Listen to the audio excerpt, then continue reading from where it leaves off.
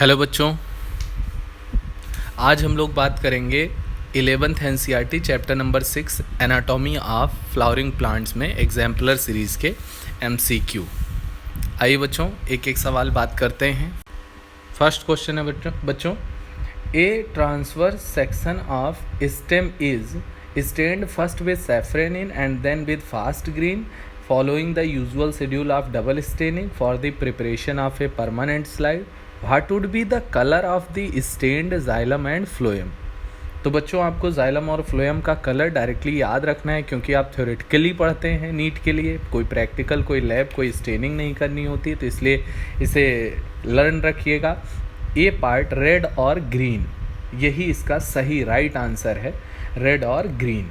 Second question match the column, third question match the column. सबसे easy questions होते हैं, आइए मैच करते हैं। मेरिस्टेम जो है वो एक्टिवली डिवाइडिंग सेल्स को बोलते हैं। पैरेन्काइमा का काम फोटोसिंथेसिस और स्टोरेज होता है।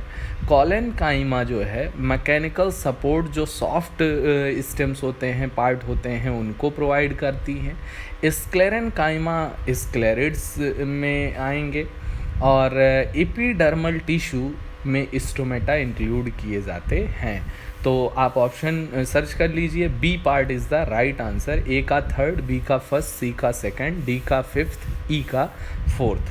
थर्ड क्वेश्चन बच्चों, मैच द फॉलोइंग। तो क्यूटिकल जो है वो वैक्सी लेयर को कहते हैं, जो ट्रांसपिरेशन कम करती है। बुलीफॉर्म सेल्स जो हैं वो एम्प्टी कलरलेस सेल्स होती हैं, जो मेनली मोनोकॉट में ग्रासेस में पाई जाती हैं। और स्टोमेटा में गार्ड सेल पाई जाती हैं। एपिडर्मिस सिंगल लेयर होती है। तो right answer is the A part, A का थर्ड, बी का फोर्थ, सी का फर्स्ट, डी का सेकंड।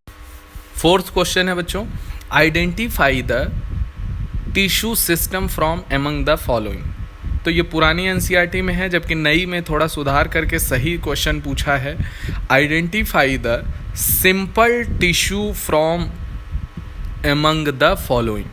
तो सिंपल टिश्यू कौन से होते हैं? Parenchyma, collenchyma, sclerenchyma. तो इन्हें सिंपल परमानेंट टिश्यू बोलते हैं बच्चों। जबकि जाइलम और फ्लोएम क्या होते हैं? वो complex tissue, complex permanent tissue होते हैं। अगर मैं बात करूं एपिडर्मिस की, तो epidermis is the part of ETS, epidermal tissue system बच्चों, जिसमें पैरेन्काइमा भी होगा, गार्ड सेल भी होंगी, सब्सिडियरी सेल भी होंगी। तो आप बताएं सिंपल और कॉम्प्लेक्स कैसे डिफाइन करेंगे? अगर होमोजीनियस सेल सारी एक जैसी सिमिलर सेल होंगी, एक टाइप की सेल एक लेयर में होंगी, तो उन्हें सिंपल बोलेंगे। लेकिन अगर डिफरेंट टाइप्स की सेल से मिलके बना होगा तो उन्हें कॉम्प्लेक्स बोलेंगे। तो parenchyma, collenchyma, sclerenchyma simple permanent है, जाइलम और फ्लोएम कॉम्प्लेक्स परमानेंट है। एपिडर्मिस भी कॉम्प्लेक्स होगी बच्चों, क्योंकि parenchyma, guard cell, subsidiary cell पाई जाती हैं। तो आप इनमें से आइडेंटिफाई करिए सिंपल टिश्यू को। तो पैरेन्काइमा आंसर जाएगा, A part is the right answer. Xylem, phloem, epidermis नहीं जाएगा। Fifth question, cells of this tissue are living, okay, and so angular. जैसे ही इन्होंने लिविंग बोला बच्चों, आपके दिमाग में स्क्लेरेनकाइमा ये हट जाना चाहिए, जाइलम हट जाना चाहिए।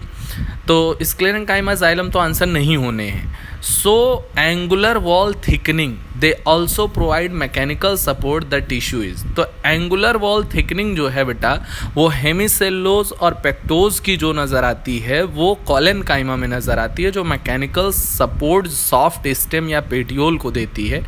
तो पहला ऑप्शन है क्या? ये जाइलम होगा, वो तो हो ही नहीं सकता क्योंकि लिविंग होना चाहिए। स्क्लेरेनकाइमा नहीं हो सकता, वो लिविंग होना चाहिए, ये डेड होते हैं। Collenchyma right answer, C part, D epidermis नहीं होगा।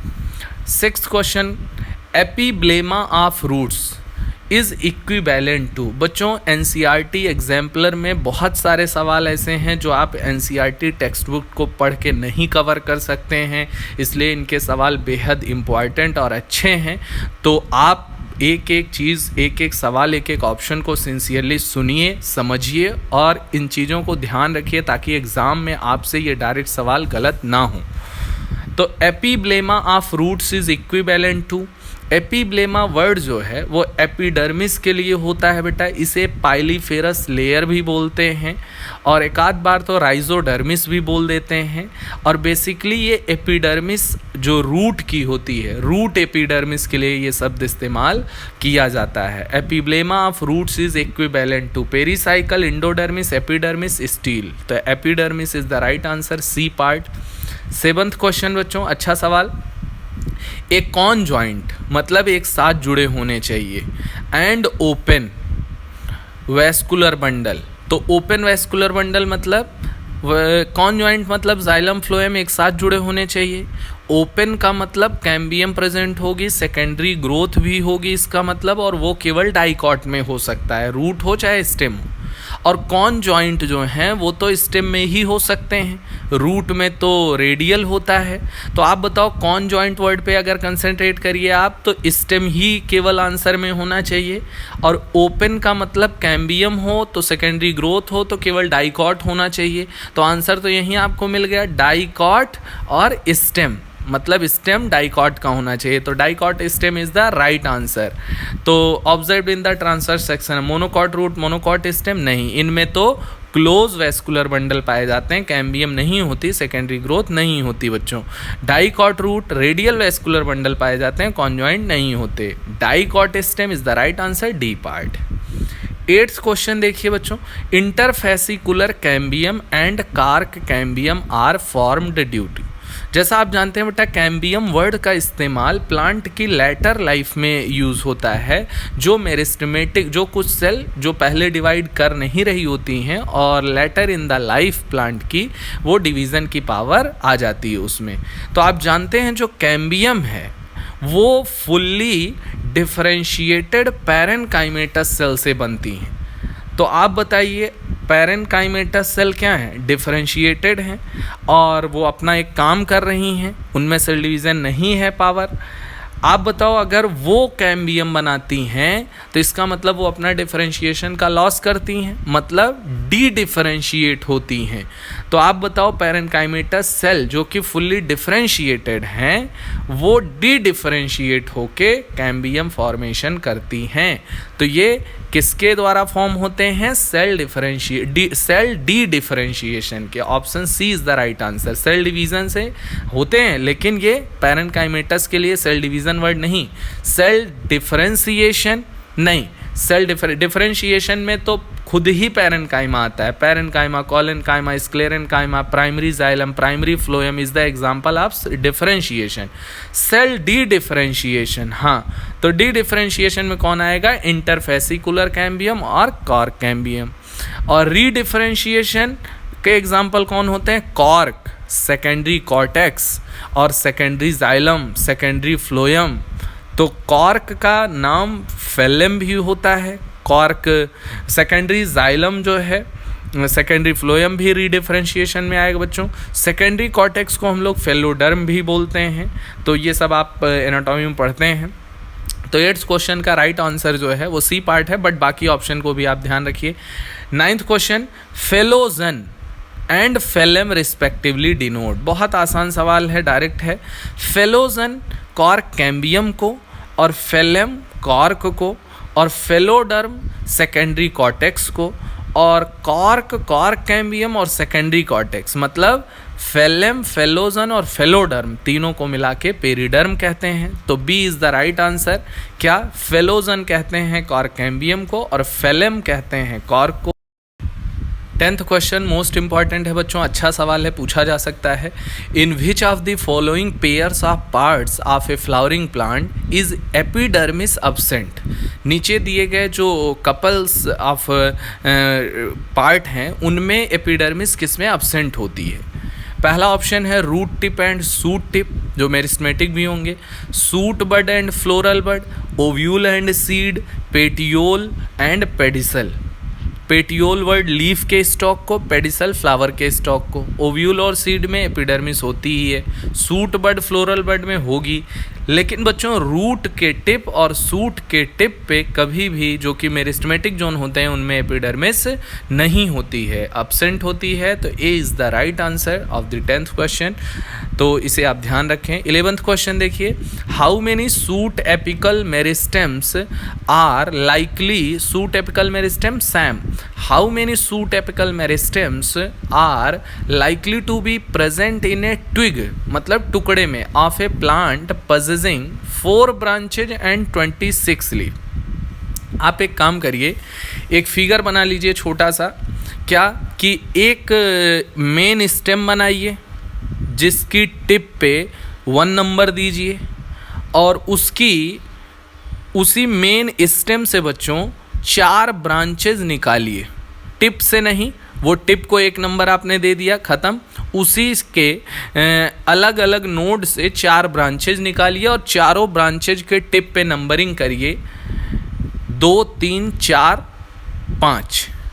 तो आप बताएं कितने सूट अपेक्स आपको दिखे। 4 सूट अपेक्स या सूट एपिकल मेरिस्टेम तो ब्रांचेज की टिप पे हो गए, क्योंकि 4 ब्रांचेज हैं, और एक जो है वो मेन स्टेम की एक्सिस का टिप हो गया। तो टोटल लीफ से आपका कोई लेना देना नहीं है सूट एपिकल मेरिस्टेम का, कितनी भी हो। तो 4 ब्रांचेस और एक मेन स्टेम के जो टिप या अपेक्स को अगर आप कंसीडर करें तो total 5 shoot apical meristem present होंगे। तो right answer is the C part 5। 12th question, a piece of wood having no vessels trachea must be belong to. तो आप बताओ, नो वेसल मतलब वेसल किन में नहीं पाई जाती, टेरिडोफाइट और जिम्नोस्पर्म, इनमें नहीं पाई जाती। किस में पाई जाती, किसका कैरेक्टर है, एंजियोस्पर्म का। तो आप बताओ कौन सा लकड़ी का टुकड़ा वेसल नहीं रखेगा।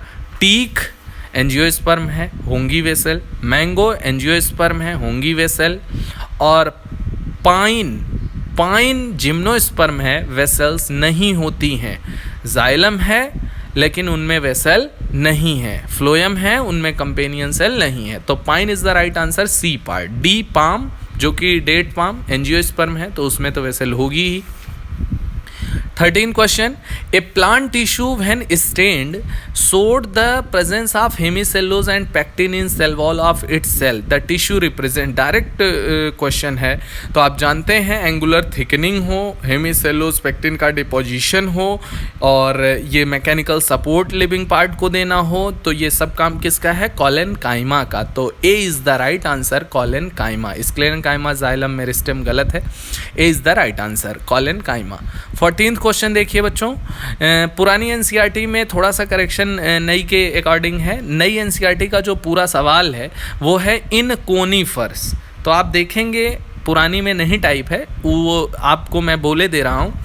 14th क्वेश्चन है, in conifers fibres are likely to be absent in. तो ये डायरेक्ट आपको ध्यान रखना है, कोनीफर्स जिम्नोस्पर्म के पार्ट हैं। एग्जाम्पल मैं पाइनस बोल देता हूँ, जिसके सेकेंडरी जाइलम के अंदर जनरली फाइबर्स एब्सेंट होते हैं। फाइबर्स किसकी कैटेगरी में आते हैं, स्क्लेरेनकाइमा के। तो याद रखिए, इसको याद ही रखना है। लीव्स में स्क्लेरेनकाइमेटस सेल्स जो हैं वो प्रेजेंट होती हैं, क्योंकि जीरोफिटिक कंडीशन को फेस करना होता है। तो याद रखिए डायरेक्टली। आप 10th नंबर का क्वेश्चन मोस्ट इंपॉर्टेंट है, एनसीईआरटी से नहीं कवर कर सकते हैं। बहुत सारे सवाल ऐसे हैं जो एनसीईआरटी से नहीं कवर होंगे बच्चों, इसलिए बहुत अच्छे से ध्यान से एग्जाम्पलर करिए, बहुत मदद करेगी आपको नीट 2020 में। तो 14th क्वेश्चन डायरेक्ट याद रखना है कि जनरली सेकेंडरी जाइलम, कोनीफर्स या पाइनस या जिम्नोस्पर्म में फाइबर्स नहीं रखती है, फाइबर्स उनमें एब्सेंट होते हैं। तो secondary xylem B is the right answer. 15th question देखिए, when we peel the skin of potato tuber we remove. जब हम पोटैटो ट्यूबर जो है उसका छिलका छीलते हैं तो हम क्या हटाते हैं, पेरिडर्म, एपिडर्मिस, क्यूटिकल, सैपवुड। देखिए सैपवुड का तो कोई मतलब ही नहीं है बच्चों, ये तो बहुत अंदर की बात है, सेंट्रल पोर्शन है, और वो भी सेकेंडरी ग्रोथ जिसमें नज़र आएगी आपको। क्यूटिकल वैक्सी लेयर होती है, जबकि आलू के ऊपर नो वैक्सी लेयर। क्योंकि ये तो अंडरग्राउंड स्टेम का मॉडिफिकेशन है जिसमें ट्यूबर पाया जाता है, और ये केवल क्यूटिकल वैसे भी ओनली मोस्टली एरियल पार्ट्स में, लीव्स में पाई जाती है, जो वाटर लॉस को कम करती है। और ख़ास बात कि एपिडर्मिस नहीं, epidermis is the single outer most layer. लेकिन आलू का छिलका जब आप छीलते हैं तो सिर्फ एपिडर्मिस को नहीं हटाते हैं, तो इसमें एक ऑप्शन है पेरीडर्म। पेरीडर्म किसे कहते हैं? Cork cambium, cork and secondary cortex. तो आप ये कहेंगे कि क्या आलू के अंदर या पोटैटो ट्यूबर के अंदर सेकेंडरी ग्रोथ होती है? तो हम ये कहेंगे कि उतनी would formation like secondary growth नहीं है, लेकिन इसके कुछ कुछ पार्ट या कुछ कुछ सेल्स जो है उसमें कॉर्क कैम्बियम और सेकेंडरी कॉर्टेक्स की प्रेजेंट होती हैं। इस वजह से हम उसे पेरीडर्म बोलते हैं। तो it is the most important. और वैसे भी पेरीडर्म के साथ एक बात और याद रखें, पेरीडर्म के साथ अगर आप सेकेंडरी फ्लोएम को मिला लें तो वो बार्क हो जाता है। तो ये भी याद रखना है। 15 क्वेश्चन का राइट आंसर पेरीडर्म है। बहुत इंपॉर्टेंट है बच्चों, ये जनरली आप गलत कर सकते हैं। 16 नंबर सवाल, a vesselless piece of stem possessing prominent sieve tubes would belong to। तो जैसा आप जानते हैं बच्चों, वेसल लेस का मतलब है कि टेरिडोफाइट और जिम्नोस्पर्म दोनों के जाइलम में वेसल नहीं होती, लेकिन दोनों के फ्लोएम में प्रोमिनेंट सीव ट्यूब भी नहीं पाई जाती। तो सीव ट्यूब एलिमेंट तो पाए जाते हैं, लेकिन सीव ट्यूब जो है it is the only characteristic feature of the angiosperm. Vessel और प्रोमिनेंट सीव ट्यूब का प्रेजेंट होना केवल एंजियोस्पर्म में पाया जाता है। तो वेसल, लेकिन इन्होंने क्या पूछा है, वेसल तो एब्सेंट हो लेकिन प्रोमिनेंट सीव ट्यूब हो, और प्रोमिनेंट सीव ट्यूब एंजियो में होगी। तो पहला ऑप्शन कह रहे हैं क्या पाइनस, तो पाइनस में तो ना तो वेसल होगी ना ही प्रोमिनेंट सीव ट्यूब होगी, तो ये तो होगा नहीं। यूकालिप्टस, इसमें ये एंजियोस्पर्म है तो इसमें दोनों होगी, वेसल भी होगी और प्रोमिनेंट सीव ट्यूब, तो ये भी गलत। ग्रास मोनोकॉट एंजियोस्पर्म, तो प्रोमिनेंट सीव ट्यूब भी है वेसल भी है, ये भी आंसर नहीं है। Last D part is the right answer. Trochodendron एक एंजियोस्पर्म है जो एक्सेप्शनली प्रोमिनेंट सीव ट्यूब तो रखता है बट एक्सेप्शनली वेसल्स नहीं होती हैं, वेसल एब्सेंट होती हैं। So vessel less but prominent sieve tube. तो D part is the right answer, Trochodendron. NCERT में जिक्र नहीं है बच्चों, इसलिए ध्यान रखिए, बहुत अच्छे से आ सकता है नीट के अंदर। 17th question, which one of the following cell types always divides by anticlinal cell division. पहले तो समझ लीजिए एंटीक्लाइनल होते क्या है, पेरिक्लाइनल होते क्या हैं। डिवीज़न जो है दो टाइप के जनरली बताए जाते हैं, एंटीक्लाइनल और पेरिक्लाइनल। एंटीक्लाइनल वह डिवीज़न कहलाते हैं जब सेल डिवीज़न जो है वो सरफेस के 90 डिग्री या परपेंडिकुलर पे होता है, तो वो एंटीक्लाइनल डिवीज़न कहलाते हैं। जबकि अगर वही सरफेस के पैरेलल होता है तो पेरिक्लाइनल डिवीज़न कहलाता है। तो इसी कब होता है एंटीक्लाइनल डिवीज़न, ये पूछा गया है, तो आपको याद रखना है प्रोटोडर्म। प्रोटोडर्म, ये C part is the right answer. Fusiform initial cell नहीं, रूट कैप में पॉसिबल ही नहीं, मतलब ही नहीं। प्रोटोडर्म, हाँ प्रोटोडर्म में इसलिए क्योंकि वो एपिडर्मिस से लेके सारी चीज़ों को फॉर्म करता है, तो that is the protoderm. 18th question, what is the fate of primary xylem. Fate का मतलब फ्यूचर या भविष्य। In a dicot root, dicot root में रेडियल वैस्कुलर बंडल होते हैं, जाइलम अलग फ्लोएम अलग होता है बच्चों। Showing extensively secondary growth, it is retained in the centre of the axis. 100% is this the right answer. वो सेंटर एक्सिस के सेंटर पे रिटेन रहता है, यही सही आंसर है। तो A part is the right answer. B की बात करें बच्चों, इट गेट्स क्रस्ड नहीं। C part, may or may not be get crushed. अगर बच्चों ये डाइकॉट स्टेम के लिए सवाल होता तो आप जानते हैं उसमें कॉन्जॉइंट वैस्कुलर बंडल होते हैं और उसमें प्राइमरी जाइलम इंटैक्ट भी रह सकता था और क्रश भी हो सकता था, तब सी पार्ट आंसर जाता अगर सवाल डाइकॉट स्टेम का होता। D part, it gets surrounded by primary phloem गलत बात है, बहुत सारी लेयर और भी नज़र आएंगी यहाँ पे। तो जो है ये 18th का right answer is the A part. तो बच्चों वीडियो कैसा लगा आप कमेंट बॉक्स में ज़रूर बताएं। थैंक यू बच्चों, गॉड ब्लेस यू।